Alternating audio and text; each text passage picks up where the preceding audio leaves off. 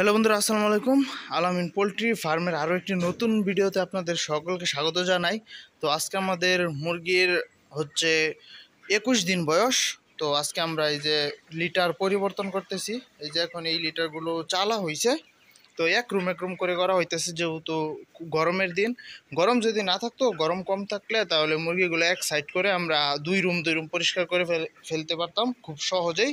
তো আপনারা অনেকে বলছেন যে ভাই লিটার পরিবর্তনের ভিডিও চাই। তো এই যে এখানে যে চালুন আছে, আপনাদেরকে দেখাইতেছি কিভাবে চালা হয় আর কিভাবে কি করি আমরা। তো এই লিটারগুলো কিন্তু মানে ওই নেট দিয়ে পড়তে চাই না, বড় যে নেটগুলো আছে বালু চালা হয় বিভিন্ন রকমের, ওইগুলা দিয়ে পড়তে চাই না। এই জন্য আমরা চালুন দিয়েই চালি। তো আপনাদেরকে দেখাইতেছি। আর আমরা এই রুমটা মাত্র চালার পর এই যে বিছানো হইতেছে লিটার।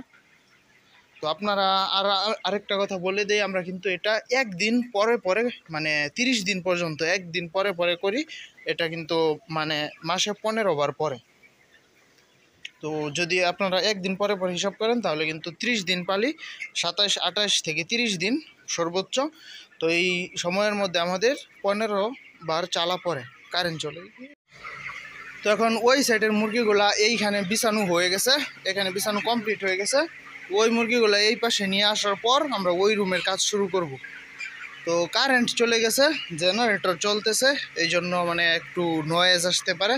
তো ওই মুরগিগুলা এই পাশে আসলেই আমরা এই যে এইটা দিয়ে ধুপানো হবে, মানে তুষগুলা একসাথে জড়া করা হবে। জড়া করার পর আমরা কিভাবে চালি সেটা আপনাদেরকে দেখাইতেছি। তো মুরগিগুলা কিন্তু খুবই সুস্থ ও স্বাভাবিক আছে, আপনারা দেখেই বুঝতে পারতেছেন। এই ফ্যানটা বন্ধ আছে, এটাও ছেড়ে দিই।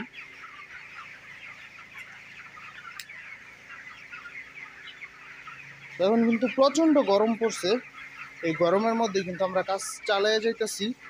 তো গরম আর শীত নাই, আমাদের কাজ করতে হবে। যদি আমরা ফার্ম করে থাকি তাহলে আমাদের গরম আর শীত এর কথা চিন্তা করলে হবে না, আমাদের কাজ করতেই হবে। তো এই যে দেখেন আপনারা কিভাবে ধুপানো হয়, মানে কিভাবে একসাথে জড়া করা হয় এইটা দিয়ে। তো এটা আপনারা অনেক জায়গায় দেখে থাকবেন, আমরা এটা কিন্তু নিজেরা তৈরি করে নিছি।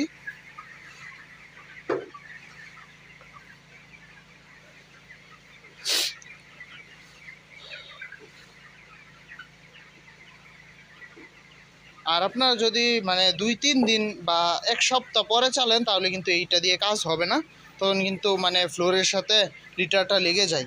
তো এই যে দেখেন আমরা একদিন পরে চালতেছি, তার মধ্যেই কিন্তু কিছু কিছু লেগে গেছে। তো ধুপায় নেই পুরাটা, তারপর আপনাদের কাছে আসতেছি আবার। তো এই যে এখানে চালাচালি শুরু হয়ে গেছে, এই যে আপনাদেরকে দেখাইতেছি, আপনারা এইভাবেই চালতে পারেন। তো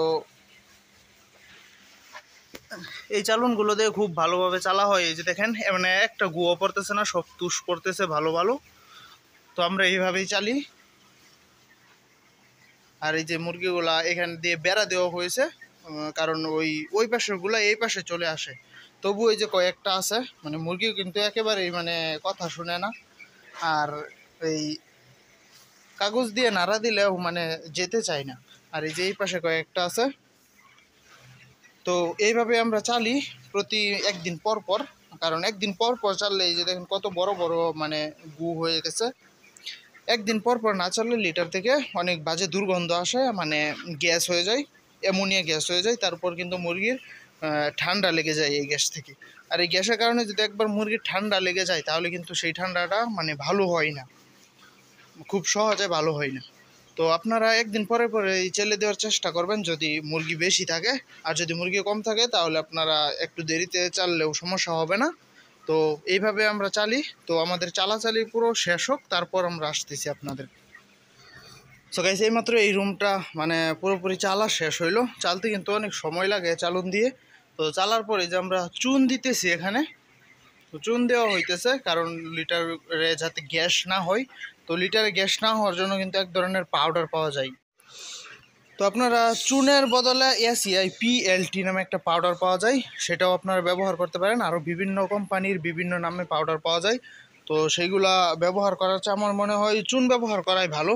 কারণ চুন, আমি ওই পাউডারগুলোও ব্যবহার করছি, আবার চুনও ব্যবহার করছি। তো সবগুলো কিন্তু সেমই ফলাফল পাওয়া যায়, সেম রেজাল্ট সেম। এই জন্য আমি চুনই ব্যবহার করি। চুন একটু কমেও পাওয়া যায়। চুন একটু কম দামে একটু বেশি পাওয়া যায়, এই জন্য আর কি চুনটাই ব্যবহার করি। আর এই চুনটা দেওয়াতে লিটারে কোনো দুর্গন্ধ হবে না, আর লিটারটা একদম শুকনো হয়ে যাবে আর শুকনো থাকবে দীর্ঘক্ষণ। তো এই জন্যই চুন দেওয়া হয়। তো আপনারাও চাইলে চুন দিতে পারেন, আর চুন না দিলেও কোনো সমস্যা নাই।